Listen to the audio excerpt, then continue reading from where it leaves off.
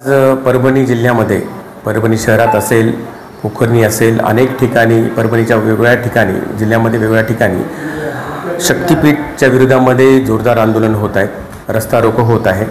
आणि सर्वात प्रथम मी आपल्याला सांगू इच्छितो की राष्ट्रवादी काँग्रेस शरदचंद्र पवार साहेब यांचा या शेतकऱ्यांना आणि या आंदोलनाचा संपूर्ण पाठिंबा आहे।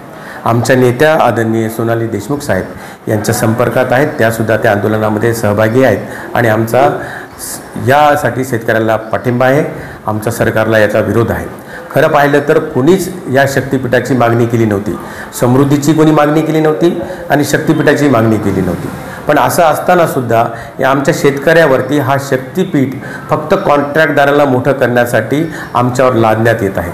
आणि आपण पाहतात की परभणी शहरामध्ये परभणी जिल्ह्यामधली जी जमीन आहे ती सगळ्यात सुपीक जमीन आहे आणि अशी सुपीक जमीन ही कमीत कमी 3000 एकर जमीन ही शक्तीपीठासाठी वापरली जाणार आहे आणि त्याच्यामुळं आमचे अनेक शेतकरी ही भूमिहीन होणार आहेत। आणि पूर्वी सगळ्यात जास्त आत्महत्या या परभणी जिल्ह्यामध्ये होत आहेत, विदर्भामध्ये होत आहेत आणि हा रस्ता जर आपण पाहिला तर विदर्भापासून गोव्यापर्यंत तो जात आहे।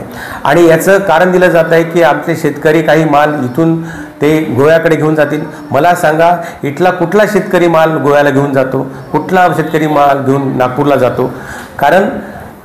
पण हे फक्त हे कारण दिलं जात आहे आणि खऱ्या अर्थानं हा शक्तीपीठ फक्त आणि फक्त कॉन्ट्रॅक्टदार असेल आणि भ्रष्टाचार करण्यासाठी हा शक्तीपीठ या ठिकाणी करण्यात येत आहे। माझा आमच्या सगळ्या पक्षाचा याला प्रखरपणे विरोध आहे आणि ही परभणीतून आम्ही ते शक्तीपीठ जाऊ देणार नाही।